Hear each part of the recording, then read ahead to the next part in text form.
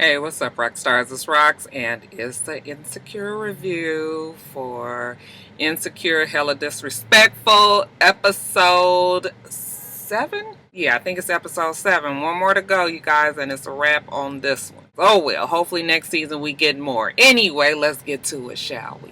Alright, so we still on this whole blowjob thing. I mean, I told you guys I did not realize it was a big deal, and it still is a big deal. Even to Molly, who, well, she had already expressed last week that, that's not something that she does. She tells Issa that the nigga was being disrespectful. We gonna go over there and we gonna fuck him up. Molly just feel like the nigga just got caught up in his own Pornhub fantasies. But girl, moving on, we ain't even got to deal with him no more. So, Issa's glad that Molly did not judge her. She was like, well, speaking of judging someone, she's still fucking Dro. And Issa was like, I thought that was one and done. And Molly was like, yeah, not really. Okay, they're still involved. And Issa was just like, I guess. Molly was like, don't judge me. I just didn't judge you. And she was just like, I'm just looking out for you. Okay, and Molly was like, well, how about you do you and I'ma do me. Okay, when your friends tell you some shit like that, you just be like, oh, okay. Just like how Issa was, bitch, I ain't got a dog in this fight. Already know how that shit gonna turn out, but whatever. When Issa's on the bus, you guys know her car is still not fixed. She sees one of the little Mexican kids, the Latino kids on the bus, and she tells them how we got y'all. Gives them tutoring and preset tutoring, and the kid tells her how he wanted to come, but the principal had told him that the program was full. And, Issa was just like, the problematic principal. So she gets to work and she goes up to Frida, and of course Frida still has an attitude. Okay, she ain't feeling Issa these days, and Issa tells her, listen, I've come up with some ways to get more Latino involvement. Basically, I apologize for the way I was acting. I was in this bad space, kind of like fuck the world, and brought it to work. But I was tripping and I'm sorry. Frida's happy because she feels like even when them two are fighting that they are so in sync with what they want. So yeah, I guess Issa admits that she was wrong. How'd you guys feel about that though? She was wrong. I know a lot of you guys in my comments felt like, oh well, let the black kids get an edge on life. Y'all tell me what y'all thought about her apologizing. Lawrence, him and this Aparna girl hung out the night before, and evidently she had already told the people at work. Lawrence was trying to deflect and not let them know, but once they were like, well, Aparna said you guys hung out yesterday, and he was just like, yeah, and they were like, is this gonna be a thing? I was just like thinking the same thing, like, oh my god, Lawrence, are you really about to get involved with the co-worker? But then, Aparna is cool. Like, I like her. She seems very cool, calm, laid back and everything, but I was just like, is this really going to be a thing, Lawrence? Later on, he goes and tells her, how he's not really wanting people to be in his business. She was like, oh, we got business? And he was just like, I just don't, I've had problems jumping into shit too soon. And, I just want to make sure we don't fuck this up. And she was like, I get it. But they are still going to get drinks later on. So, yes, it is going to be a thing. Molly's in Chicago. She's in the car with Lil Rel, and I think that this is something that could happen, you guys. A relationship between her and, what's his character name on the show? Y'all remember. Totally not Molly's type from what we can see. But he's so cool and smooth with it. He's really got that Chi-Town flavor, and I guess she never noticed it. Then he asked her, when he comes to LA, if she will take him out. And she was just sort of like, oh, okay. But you guys know that Molly is still, Molly's sights are somewhere else. Now we find out when they're talking that she's about to have this meeting with the big boss in a couple of days, trying to get more money. It would be cool actually to see Molly go to Chicago, but I guess that wouldn't work out on the show. Maybe he'll come to LA, especially if something happens between the two of them. We'll see. When she gets back to LA though, Dro is over and they're talking about Tiffany and Derek's dinner party that they're going to be having. Can you believe it? He tells her, Tiffany wants me and Candace to stick to a color palette, and she was just like, oh, Candace is coming? Yes, Candace is coming, Molly. You know why? Because that's Candace's husband, and Candace is friends with Tiffany and Derek, just like you're friends with Tiffany and Derek, and you're fucking her husband, remember? But you're okay with this because it's an open relationship. You are the third party in the relationship, and you do come second to the wife, but you seem to be okay with that, remember? So, she's sort of like off, and, Dre is constantly having to tell her that there is an us and everything. I'm just so sick of it. I'm like, Molly girl, You were not built for this. But what can she do? This is what she signed up for. So she says, okay. We see Issa at home, and she gets a text from Tiffany and saying that, you come to the dinner party. Yep, I'll be there. Lawrence is going to be there. Is that okay? Issa was like, what? This is exactly how your friends do, man. She going to take a screenshot of the text and send it to Molly. Like, did you know that Lawrence was coming? And Molly was like, hell no. If I'd have known, I'd have told you. Issa is just like, thinking about how awkward this is going to be. And while she's sitting there at her laptop anyway, she tries to go onto his Facebook page, I guess, to see what's going on with him, and she's blocked. Okay, so then she goes into this whole rapper tirade in the mirror. You so childish, my nigga. We just pointing and clicking and not talking, my nigga. She was pissed, but you can't let people know that. All right, so she sends a text message back to Tiffany. Yeah, you can invite him. All right, I'm not tripping. Next day, Molly's big meeting with the bosses flops. Okay, she's trying to tell them that she's an asset to the company, and they're like, yeah, but your yearly review is very far away. Okay, so once your yearly review comes up next year, then we will make sure that we keep this into consideration. So I was just like, oh, Molly, womp, womp, womp, womp. Also, the next day at work, Issa confronts the principal. I know I made it seem like We Got Y'all wasn't all inclusive, but we got to make sure that we have the Latino students come as well as the black students. And he was just like, look, you want the Mexicans to be there? Fine. I was just like, oh, okay. Again, he got other shit to worry about. And she was just like, you are really not being right. I mean, these are kids, and kids all deserve to have the same, same opportunities. And he was just like, if you don't calm the fuck down, ain't nobody died. I was cracking up. Not quite sure what that means. Is the principal gonna feel like, him and Issa not on the same page no more and not really support the program, because they obviously need the school's support as well. So not quite sure how that goes. Now Lawrence is at work, and he tells Aparna that his friends are having a party and they were supposed to go get drinks, but really he's got to go to this party. And she says, okay, well, we can do it another time, or I can go with you. And he says, okay. And I was just like, really, nigga? Listen, I am all for moving on. I know that their relationship I just was like, how do you just... See, that's the difference between men and women. I know plenty of men probably would have did the same thing, but I'm just, ladies, really, would you have brought a new dude that you was fucking around with to a dinner party, even if you didn't know that it was going to be a sit down, more formal thing? Would you bring your dude when your ex is going to be there and you guys really haven't had much conversation about the closure and all that? See, this is why I say men and women are so much different, because I think most women would not have done that. But dudes, because the ego is so fragile and they kind of just ready to move on along, I just rolled my eyes at Lawrence like, you motherfucker. Now, the night of the party, Issa's getting ready. Daniel calls. She don't want to answer, but she does. And he's telling her that he's sorry. She was just like, you are fucked up for doing that. Okay, you disrespected me. You embarrassed me. And he was just like, I'm sorry. Please forgive me. So she does. She want to know why they shit always got to be so messy. And he was just like, I don't know. But and then he chuckles a little bit. And he was just like, kind of like, now you know how it feels. And she was like, what? I know how it feels. So you did this shit on some old slick fuck shit revenge tip? Like, really? And he was like, no, I didn't do it like that, but I'm just saying, now cause you fucked me over, so you kind of know how it feels. And she was just like, you know what, don't you ever fucking call me again.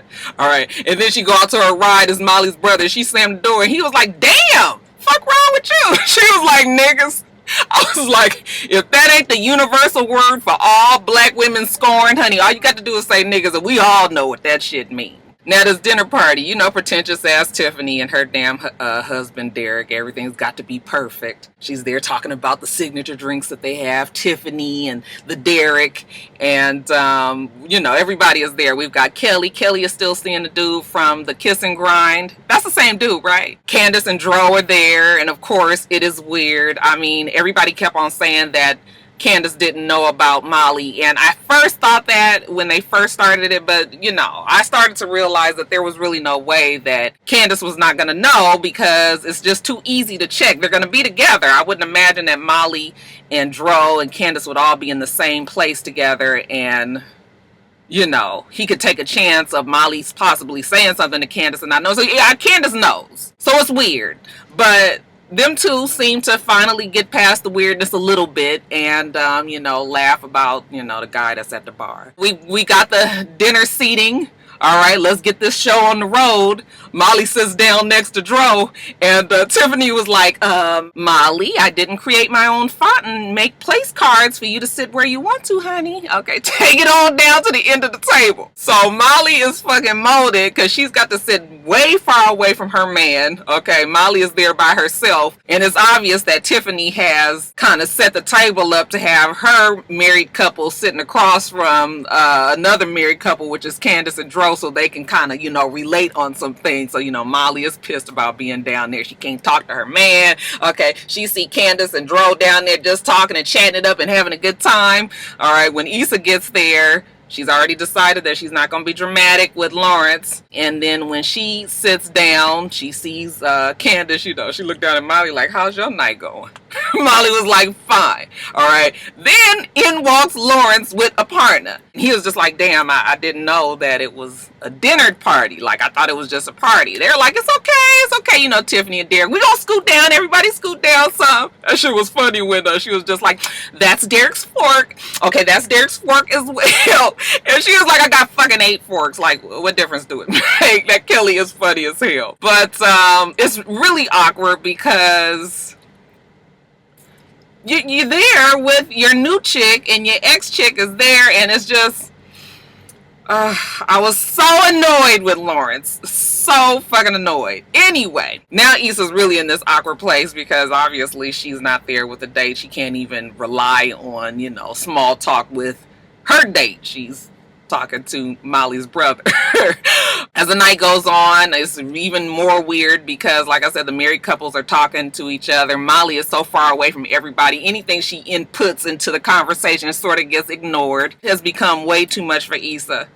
After Tiffany does her little speech, and Issa commented on the randoms that was there, she's like, fuck this shit. She leaves. And Lawrence goes out after her. And this is when they have the obvious big argument that they needed to have, because when they broke up, Lawrence went off on Issa, but she didn't get to have much rebuttal because she was guilty. And then when they had their little short, quick fuck session in the apartment, neither one of them really said anything. So this was the argument that needed to happen. She was just like, you couldn't wait to bring your new bitch in front of me and all my friends. And he was just like, I wasn't really trying to parade her. And she was like, and then you got the nerve to block me? And he was just like, well, I blocked your ass because I didn't want to see you still posting shit with that nigga that you fucking. She was like, I didn't post nothing. He was like, I don't give a fuck. Are you still fucking him? She doesn't really answer. He says, see, I knew you still fucking him. She was just like, well, you got your fucking nerve. You was fucking the bank teller while we was together. Okay, and her of all people. And he was like, what the fuck wrong with her? Better than fucking some old no good makeshift producer. And Issa was like, well, you know what? He got way more going on than woo-woo. Okay, still ain't seen no woo-woo pop off on my fucking phone. Was it worth it, all that time I spent 2 years taking care of your depressed ass? And Lawrence hit her back with probably not as much time as you spent being a hoe. I said, uh-oh. She just looks at him like she can't believe that he just called her a hoe. But we have to remember, it's been hoe all season. The hotation, remember? She's getting her hoe back. She's just out there. She's just having fun. She's not trying to be too serious. But when the man that you used to love, or you may still even love, calls you a fucking hoe, those are words you cannot come back from. I tell you guys all the time, if my husband ever called me a hoe, a bitch, or said something like fuck you, those words, when somebody says it to you, like, I don't know how a person who loves you can say those kind of, like, there's certain words that would really hurt me. For Lawrence to call her a hoe when he knows that Issa's not a hoe, and really he's just talking from his ego and his hurt, I was just like, oh, this is terrible. The partner comes out, and he just was like, let's go. And then back at the party, Dro gets up to go to the bathroom, and Molly kind of follows him, and, she's just saying how she's jealous, basically. Him and Candace look good together, and, she's just seeing him at the end of the table, and he's still trying to convince her that they have something special. And he told a man that's to keep convincing you of the same shit over and over when you know that it's going against something that you really want. I mean, open your eyes, Molly. But next thing we know, they in there fucking in the bathroom. And yes, it's a good time, but as soon as it's over, reality sits in. He gives her a kiss and says, okay, you hang back here. I'm gonna go back out there and then you can come back in a little bit. Nigga, if you were so proud to be fucking with me and everything, I should be able to walk out with you together, but you can't do that, remember, because it's an open relationship, but it's just between the three of you and everybody else don't know what's going on. Nobody would understand. Fuck, Molly don't understand it. So, you know, that's what sort of like what opens her eyes, like, oh, I'm just like sort of like some secret hoe in the bathroom. When she opens the door, Issa's standing there, okay? Your one tried and true girlfriend. All right, Issa fixes her hair, straightens her dress, and they're fucking, we all know that, but I'm gonna leave that alone. Molly pulled a tag off. Issa was like, I was gonna return. So I swear I love this show because it's always little bitty things like that. But I felt so bad for Issa because I think them two both got a dose of reality.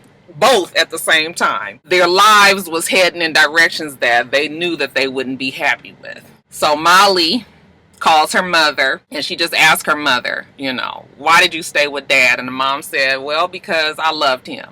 And he made me feel better than just him cheating. It's hard to understand, but that's on some old grown woman shit. Sometimes you just have got to make decisions that's going to work best in your relationship. I guess Molly takes that to heart, and when Dro texts her later on saying that he wants to meet up with her later on in the week, she tells him that she can't do this anymore. We'll see if she sticks to that, though. Then we see Lawrence and Aparna. Okay, they're trying to salvage the night. He is obviously very much distracted and upset, but they go and still have their drinks and they kiss. So looks like there's going to be something that comes of that. And lastly, we see Issa. She gets home. There's a little notice on her door. Once she gets inside, she reads the notice and then they're going up on the rent. Okay, and it was the last fucking straw. Broke the camel's back. She just wilds out, goes into a full, you know, tears up her house on the whole Janet Jackson, why did I get married to tip. But I got it. The whole damn episode has been disrespectful, and bitch can only take so much. All right, you guys, that is it. What did you guys think about the episode? It was very, very emotional. But I knew it had to happen because Issa was just going off on this path that was just clearly not her. I'm not saying that women ain't built for that kind of shit, because it's a whole bunch of people that are, but definitely not Issa, and really not even Molly. So, important episode to this series. Next week is it, you guys. 8 episodes. Anyway, let me get off of here. Make sure that you rate, comment, and subscribe to the channel. I'm itsrox. The channel is for itsrox, and everything else I do will be in the bottom bar. All right. So I hope that you have a wonderful, wonderful rest of your day, and I plan on doing the same. Till next time, Roxstars. Bye.